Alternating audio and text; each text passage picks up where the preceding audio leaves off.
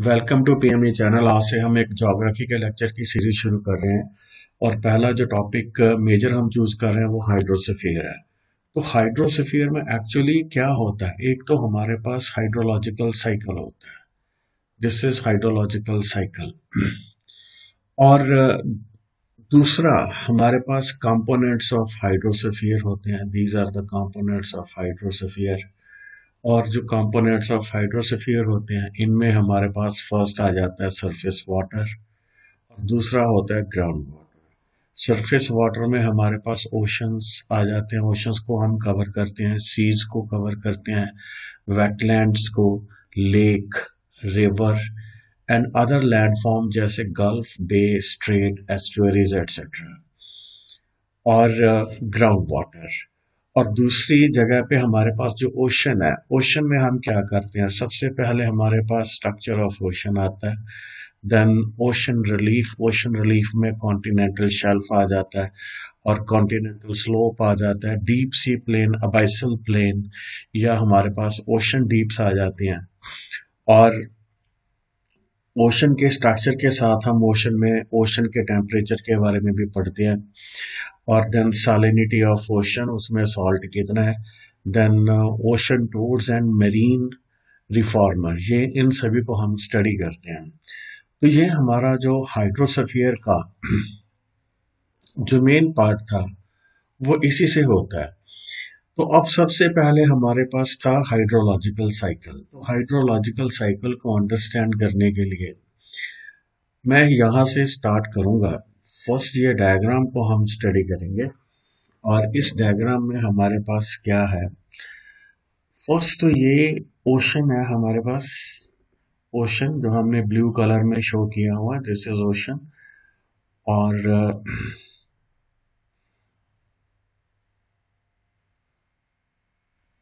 थोड़ा सा हम इसको एक बार फिर से ले आए।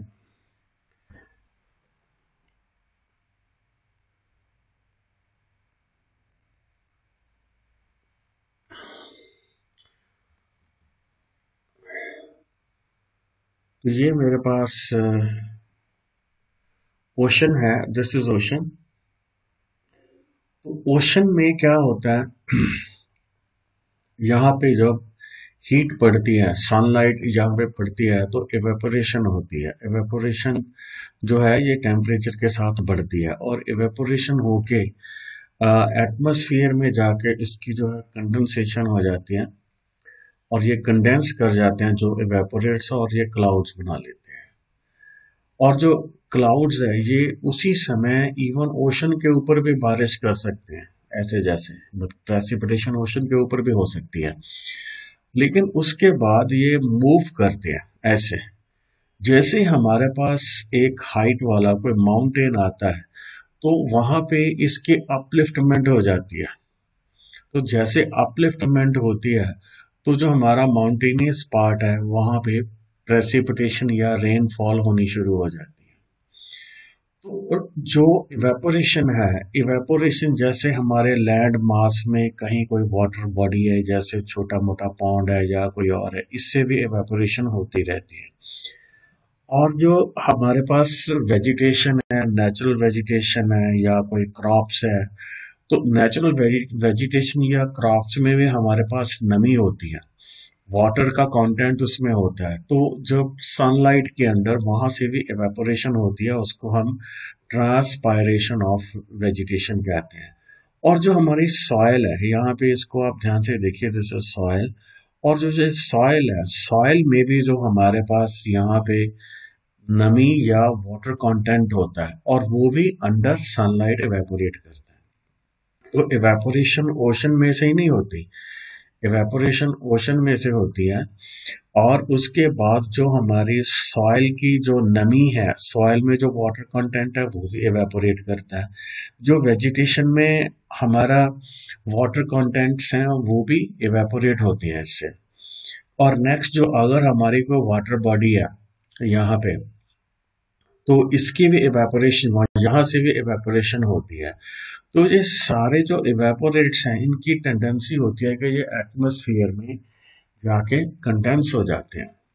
तो अब ये हमारे पास एक क्लाउड आया और इस जैसे ही यहाँ पे माउंटेन आया तो यहाँ पे रेनफॉल होना शुरू हो गया, क्योंकि क्लाउड की अपलिफ्टिंग होती है और अपलिफ्टिंग में जो ड्यू टू ग्रेविटी ऐसे होता है जो हैवी मतलब के पार्टिकल्स हैं, कंडेंसेशन से जो हमारे पास वाटर कंटेंट है इसका, तो जैसे वो जो है वो इसके बॉटम लेवल पे आ जाता है और उसकी कंडेंसेशन हो जाती है। जो इवेपोरेशन के ड्रॉपलेट्स थे वो कंडेंस होना शुरू हो जाते हैं। जब वो कंडेंस होते हैं तो उनका वेट बढ़ जाता है। जैसे फॉर एग्जांपल हमारे पास एक छोटा ड्रॉपलेट था, अगर मैं इसको लूं, छोटा हमारे पास एक मत ड्रॉपलेट था, ये दोनों जब ये दोनों कंबाइन कर जाएंगे तो एक बड़ा ड्रॉपलेट बन जाएगा ऐसे। तो फिर दो बड़े कंबाइन कर जाएंगे तो और बड़ा एक ड्रॉपलेट बन जाएगा। तो उससे क्या होगा, ये कंडेंसेशन से इनका वेट बढ़ता रहेगा और वेट बढ़ने के कारण फिर क्या होता है कि जब ड्यू टू ग्रेविटी ये नीचे फॉल कर सकते हैं ऐसे, due to the action of gravity, gravitational force के कारण दे कैन फॉल। और इसी रीजन के कारण हमारे यहाँ पे प्रेसिपिटेशन होती है। तो इन ब्रीफ कंडेंसेशन से क्या होता है, जो हमारे ड्रॉपलेट्स हैं इनका वेट बढ़ जाता है। तो वेट बढ़ने के साथ हमारे पास क्या होता है, ग्रेविटेशनल एक्शन के कारण जो हमारी बारिश है वो होनी शुरू हो जाती है, जिसको हम रेनफॉल कहते हैं। इट में बी रेनफॉल। और जो वाटर ड्रॉपलेट्स हैं ये लगातार कंडेंस होके और कूल होके जो हमारे स्नो बॉल्स या जो स्लीट या गड़े होते हैं उसमें भी ये कन्वर्ट हो सकते हैं। तो अब ये सब माउंटेनियस एरिया में बारिश हो रही है तो ये सरफेस रन ऑफ वाटर है, ये ऐसे नीचे रन कर रहा है वाटर, और ये किसी वाटर बॉडी में जाके भी एड अप हो सकता है। और फिर ये सरफेस पे वाटर फ्लो होके सरफेस का जो आउटफ्लो है वाटर का वो जाके ओशन में ऐड हो सकता है। One is surface flow of water जो सीधा ओशन में जाके ऐड होता है। और दूसरा हमारे पास एक और है, ये हमारे पास यहाँ पे एक अर्थ में एक क्रैक था, जहाँ पे हमारा जो वाटर है इधर आना शुरू हो गया और ऐसे वाटर आता आता सीधा ग्राउंड वाटर आउटफ्लो जाके ओशन में हो जाता है। अनदर वे आउट यहाँ पे क्या होता है कि इनफिल्ट्रेशन हो जाती है। हमारी जो सॉइल है, सॉइल में जो पोर्स होती हैं और उनसे नीचे वाटर नीचे को पेनिट्रेट कर जाता है। तो ये इनफिल्ट्रेशन ऐसे हमारे पास होती है, दिस इज सब सरफेस फ्लो। ये हमारे पास वाटर का सब सरफेस फ्लो है, मतलब कि under the surface flow of water है और ये फ्लो करता है। और इसकी डिपेंडेंस किसके ऊपर करती है, ये डिपेंड करता है हमारा जो रॉक का स्ट्रक्चर है, जो अर्थ के नीचे हमारे पास रॉक है या जो भी है, वो जो रॉक का स्ट्रक्चर कैसा है, वो सॉफ्ट है या हार्ड है, उसके ऊपर करता है डिपेंड कि सब सरफेस फ्लो कितना होगा और कैसे होगा। तो एक एक इसमें और पैरेलल प्रोसेस चलता है। तो एक तो यहां से वाटर आउटफ्लो करता है और एक इसके पैरेलल प्रोसेस ये है कि ओशन में यहाँ पे सॉल्ट ड्यू टू सॉल्ट की कॉन्सेंट्रेशन का डिफरेंस भी होता है और ओशन से वेव्स भी आती हैं, स्मॉल वेव्स भी आती हैं, जो हमारे स्मॉल भी हो सकती है, बड़ी भी हो सकती है, टाइड भी हो सकती है, स्मॉल वेव भी हो सकती है। वो जब अर्थ के कोस्टल एरिया को जाके हिट करते हैं तो उसमें से ये पॉसिबिलिटी भी है कि जो ओशन का वाटर है वो इसमें ऐसे आ जाए, जैसे ओशन के वाटर को हमने डार्क कलर से रिप्रेजेंट किया हुआ है।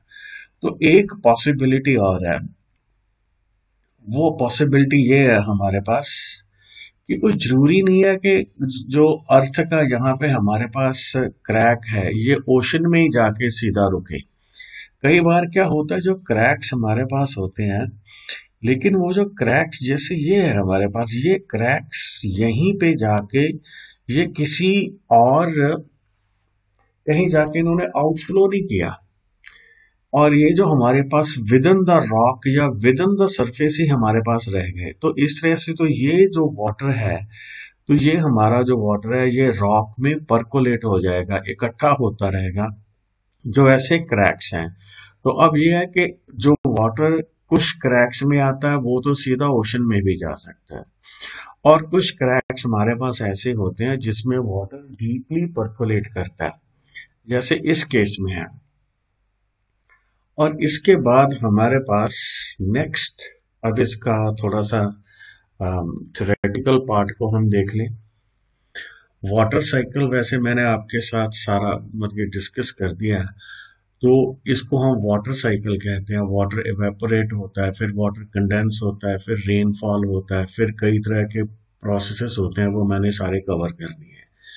तो जो सर्कुलर फ्लो ऑफ वाटर है, सर्कुलर फ्लो ऑफ वाटर कैसे, पहले तो इवेपोरेशन हुआ, फिर कंडेंसेशन हुआ। इवेपोरेशन में तो जो हमारे पास लिक्विड वाटर था ओशन का या किसी भी वाटर बॉडी का, वो गैस बन गया, और टॉप पे जाके वो कंडेंसेशन के कारण वो लिक्विड फॉर्म में भी आ सकता है और सॉलिड फॉर्म में भी आ सकता है। तो ये हमारे, तो इसमें वाटर साइकिल में क्या होता है कि जो वाटर है ये अपनी डिफरेंट फॉर्म्स को में ट्रांसफॉर्म होता है, जैसे लिक्विड से गैस में कन्वर्ट हो गया, फिर गैस से लिक्विड या सॉलिड, फिर सॉलिड, फिर जब उसको हीट अप हुआ किसी कारण तो वो लिक्विड में और गैस में कन्वर्ट हो जाएगा। तो ये एक कंटिन्यूअस एक्सचेंज है हमारे पास, तो this is a continuous exchange. और ये जो कंटिन्यूअस एक्सचेंज है वाटर का, जो एक सरफेस जो अपने वन फॉर्म से दूसरी फॉर्म में होता है, इसको हम वाटर साइकिल कहते हैं। और जो फर्स्ट इसमें प्रोसेस है evaporation, evaporation transformation of water, water body से जो वाटर वेपर में इसकी ट्रांसफॉर्मेशन होती है। कंडेंसेशन में क्या होता है, हमारे पास जो वाटर वेपर है ये हमारे पास अपर एयर में इट में फॉर्म क्लाउड, और क्लाउड में जब उसकी अपलिफ्टिंग होती है क्लाउड में, तो हमारे पास प्रेसिपिटेशन हो जाती है। कंडेंसेशन कहाँ तक होती है, जैसे वो एक बार वेपर्स वाटर गैस वेपर्स में कन्वर्ट हुआ, वो फिर वाटर में कन्वर्ट हो सकता है, फर्दर कंडेंसेशन होती है तो हमारे पास वो हेल्स या स्नो में भी कन्वर्ट हो सकता है। जैसे यहाँ पे आप देखिए तो ये स्नो में इसकी कन्वर्शन है, ये हेल में, फॉग में भी हो सकता है, जहां पे उस फॉग या ड्रॉपलेट्स वगैरह में भी फॉग में कन्वर्शन ऐसे होती है। अगर इसको कोई कंडेंसेशन सेंटर मिल जाए, जैसे कोई हमारे पास एयर पार्टिकल्स मिल जाए, तो उसके राउंड जो है हमारा ये वाटर वेपर्स इकट्ठा होना शुरू हो जाते हैं, वो एक उनका न्यूक्लियाई बन जाता है। और उस न्यूक्लियाई फॉर एग्जांपल तो वो एक न्यूक्लियाई बन जाता है, और वो न्यूक्लियाई के राउंड जो वाटर ड्रॉपलेट्स हैं वो ऐसे इकट्ठे होते रहते हैं और फॉग बन जाती है। इनफिल्ट्रेशन क्या होता है, जहां पे भी अर्थ में क्रैक्स होते हैं वहां पे पानी जो है उसमें पेनिट्रेट कर जाता है, उसमें घुस जाता है, इसको इनफिल्ट्रेशन कहते हैं। इंटरसेप्शन क्या होता है कि हमारा जो रेनफॉल का पानी है ये वेजिटेबल्स के ऊपर मतलब कि जो हमारी वेजिटेशन है या ट्रीज हैं या प्लांट्स हैं हमारे या क्रॉप्स हैं, ये उनके पत्तों पे रह जाता है और ग्राउंड पे फॉल नहीं करता। रन ऑफ क्या होता है, run off movement of water है हमारे पास। This is movement of water on earth, जमीन के ऊपर अर्थ वाटर की मूवमेंट। तो इसके अलग अलग चैनल्स होते हैं जिसमें हमारे पास स्ट्रीम्स आ जाती हैं, रिवर्स आ जाते हैं, और एक सब सरफेस वाटर फ्लो होता है। वो क्या होता है, movement of water under the crust after infiltration. तो यहाँ पे जो वाटर की स्टोरेज भी हो सकती है, और ये वाटर लगातार अगर क्रैक्स के सीक्वेंसेस हैं वो वहां पे ओशन में भी दोबारा जाके निकल सकते हैं, या ऐसे हो सकता है कि किसी किसी वाटर बॉडी को वो रिचार्ज भी कर सकते हैं। या अगर हमारे पास कन्फाइनिंग रॉक्स हो, जैसे हमारे पास ये, मैं एक रॉक मान लेता हूँ, ये मेरे पास रॉक है, ये हार्ड है, और ये यहाँ पे सॉफ्ट रॉक थी और यहाँ पे एक क्रैक था, तो पानी यहाँ पे आ गया, तो water will get stored here, तो यहाँ से कहीं मूव नहीं करेगा। तो I have got another diagram, तो जो हम इस मामले में देखना चाहते हैं, तो ये डायग्राम है, ये भी काफी जो डायग्राम काफी कुछ एक्सप्लेन करती है। और इसमें जो है मेरे पास सबसे पहले तो प्रेसिपिटेशन क्या है? प्रेसिपिटेशन हमारे पास क्या है? तो दिस इज प्रेसिपिटेशन। तो इससे क्या होता है, दो प्रोसेसेस टेक अप करते हैं, ओवर इनफिल्ट्रेशन और साथ में इनफिल्ट्रेशन। तो ये ओवर इनफिल्ट्रेशन तो सरफेस फ्लो हो जाता है, इनफिल्ट्रेशन जो हमारा है ये सब सरफेस फ्लो हो जाता है। सब सरफेस फ्लो, सब सरफेस स्टॉर्म फ्लो और बेस फ्लो, ये दोनों होते हैं इसमें। और फिर ये टोटल जो हमारा रन ऑफ हो जाता है। तो ये एक बेसिकली प्रेसिपिटेशन का वाटर कैसे जाता है। तो बेसिकली यहां से समझने से दिस डायग्राम, एक हमने पहले भी डायग्राम देखी थी, तो ये डायग्राम मुझसे थोड़ी सी लगा लेकिन सेम प्रोसेस को एक्सप्लेन कर दिया। एवेपोरेशन कहाँ से हो सकती है? अर्थ के सरफेस से भी हो सकती है जहां अर्थ में वाटर कंटेंट है। और अगर कहीं कुछ चीज को अर्थ में हमने स्टोर किया हुआ है, जैसे हमारे पास दिस इज डिप्रेशन स्टोरेज, यहाँ पे पानी है, यहाँ से भी जो है एवेपोरेशन हो सकती है। और जो हमारे ट्रीज हैं, ट्रीज के जो लीव्स वगैरह होते हैं, इनमें भी हमारे पास वाटर कंटेंट होता है और वो भी इवेपोरेट हो सकता है, जिसको ट्रांसपायरेशन कहते हैं। और ये जो इनके लीव्स है ना, ये ट्रैप भी करते हैं रेन को। जैसे रेन को ट्रैप करेंगे, some part of the rain वो इसके पत्तों पे रह जाएगा और ग्राउंड में नहीं जाएगा। तो ये हमारा सरफेस के ऊपर जो अर्थ के ऊपर वाटर का ऐसे फ्लो होता है उसको सरफेस फ्लो कहते हैं। और ये वाटर फ्लो होके किसी स्ट्रीम में जा सकता है, स्ट्रीम बाद में ओशन में जाके गिर सकती है। और दूसरा जो इन्होंने प्रोसेस हमारे पास दिया था, दैट वाज इनफिल्ट्रेशन। जो ग्राउंड, जो हमारा सॉइल की सरफेस में छोटे छोटे होल्स होती हैं, पोर्स होती हैं, वेरी माइन्यूट होल्स होती हैं, उसमें वाटर इनफिल्ट्रेट कर जाता है। तो इनफिल्ट्रेट करके भी जो उसकी वर्टिकल मूवमेंट नीचे को भी होती है, साथ साथ अगर यहाँ पे सॉइल का सरफेस ऐसा है, जैसे ये सॉइल का सरफेस अगर ऐसा है, वो ड्यू टू ग्रेविटेशनल फोर्सेस इसकी इस तरह से मूवमेंट होती रहती है, तो इस को हम सब सरफेस स्टॉर्म फ्लो बोलते हैं। दिस इज कॉल्ड सब सरफेस फ्लो, जो हमारे पास यहाँ पे जाता है और इसको इसने फाइनली यहाँ पे नीचे ग्राउंड वाटर टेबल पे वहां पे इसको फ्लो करता दिखा रखा है। और ये जो इनफिल्ट्रेशन से ही हमारे पास ग्राउंड वाटर रिचार्ज होता है। जो फ्लड आने का एक बेनिफिट होता है हमारे पास, फ्लड का एक ही बेनिफिट होता है कि उससे जो ग्राउंड वाटर है वो रिचार्ज हो जाता है। और रिचार्ज कैसे होता है? सब सरफेस फ्लो से। सब सरफेस फ्लो जो वर्टिकली डाउनवर्ड होता है, उस वो हमारे जो वाटर टेबल को मेंटेन करता है या ग्राउंड वाटर को रिचार्ज करता है।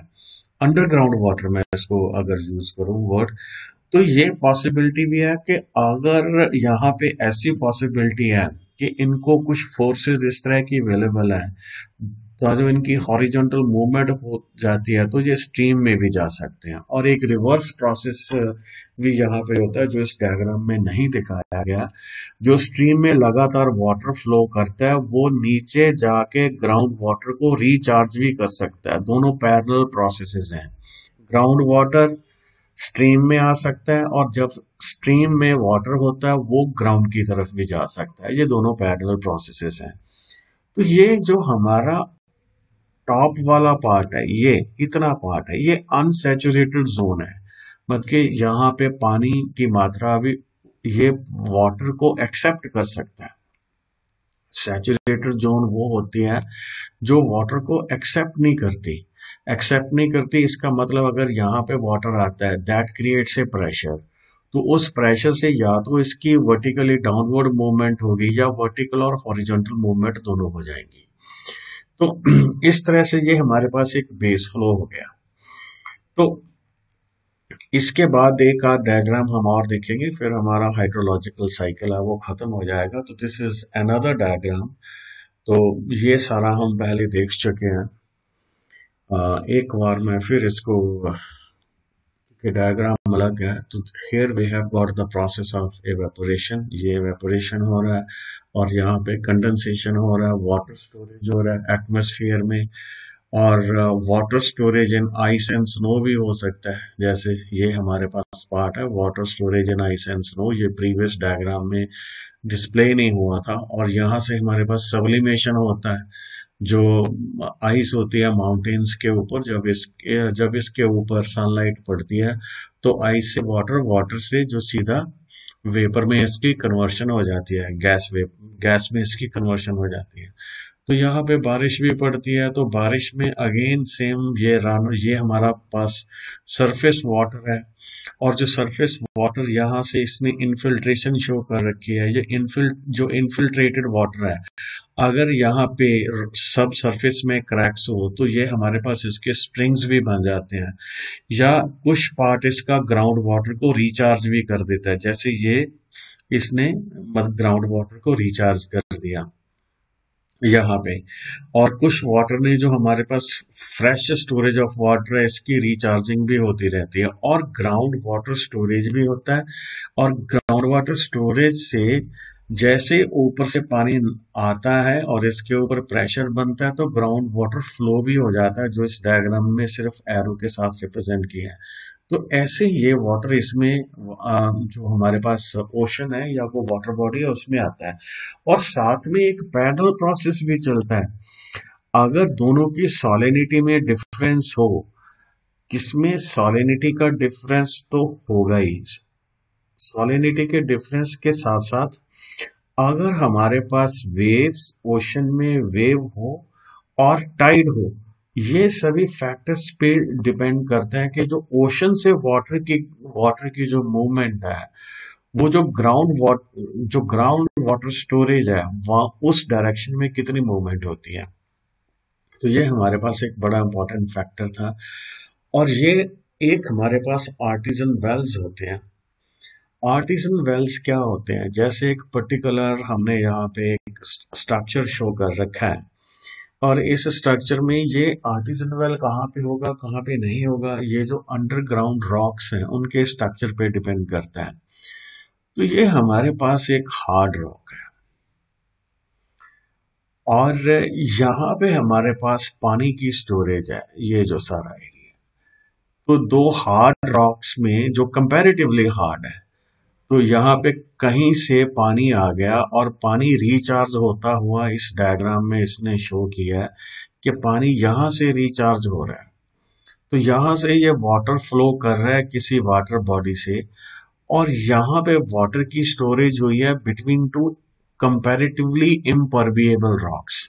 तो कहीं इन रॉक्स में क्रैक्स डेवलप कर जाते हैं ऐसे। अगर ये क्रैक एक पाइप की फॉर्म लेता है और ये सरफेस तक पहुंच जाता है, और यहाँ पे देर इज सफिशिएंट प्रेशर, और यहाँ पे हमारे पास सफिशिएंट प्रेशर डिफरेंस है, तो ये पानी बाहर आ जाएगा। ये हमारे पास एक फ्लोइंग आर्टिजन वेल बन गया। तो दिस इज, तो यहाँ से वाटर जो है वो फ्लो करना शुरू कर देगा। और दूसरा पार्ट ये है स्टैंड पाइप। तो इसमें क्या है कि यहाँ पे जो प्रेशर है इतना सफिशिएंट नहीं है, यहाँ पे हमारे पास प्रेशर इनसफिशिएंट है। तो उसमें क्या है कि वाटर की मूवमेंट तो होती है लेकिन वाटर फ्लो नहीं करता, इसमें वाटर का ग्राउंड सरफेस पे फ्लो नहीं होता। और ये भी एक ऐसा नॉन फ्लोइंग आर्टिजन वेल, ये इन्होंने एक स्टैंडिंग पाइप शो कर रखी है, और इसमें से वाटर जो फ्लो नहीं करता मतलब ग्राउंड में, और जो एटमॉस्फेरिक प्रेशर डिफरेंस इतना ज्यादा नहीं है कि वाटर बाहर आ सके। तो ये वाटर बॉडी को रिचार्ज कौन करता है, वो हमारे पास जो है बारिश जो होती है, रेनफॉल जो होती है वो करते हैं। This is potentiometric surface. तो ये एक हमारे पास ऐसा सरफेस है जहां पे there is a possibility of artesian wells. क्योंकि अगर आपकी रॉक्स बहुत हार्ड हैं तो देखिए कहीं भी किसी भी जगह पे ग्राउंड वाटर तो है ही है। ग्राउंड वाटर ये भी डीप भी हो सकता है और कंपैरेटिवली लेस डीप भी हो सकता है, लेकिन ग्राउंड वाटर तो है। लेकिन जो सारा ग्राउंड वाटर है वो आर्टिजन वेल से बाहर क्यों नहीं आता, क्योंकि वो सारा डिपेंड करता है कि एक हमारे पास ऐसे क्रैक्स हैं कि नहीं, जैसे क्रैक्स हमारे पास यहाँ पे हैं, यहाँ पे शो कर रखे हैं, ये क्रैक्स हैं, ऐसे क्रैक्स अवेलेबल है कि नहीं। उसके बाद सफिशिएंट प्रेशर डिफरेंस है कि नहीं। अगर सफिशिएंट प्रेशर डिफरेंस है तो वाटर बाहर आ जाएगा। क्रैक अवेलेबल है लेकिन सफिशिएंट प्रेशर डिफरेंस नहीं है, जैसे ये मेरे पास केस है, तो इस केस में पानी बाहर, ये तो सिंपल पाइप है, स्टैंडिंग पाइप है, तो इसमें इन दोनों में पानी बाहर नहीं आ रहा है because the pressure difference sufficient नहीं है।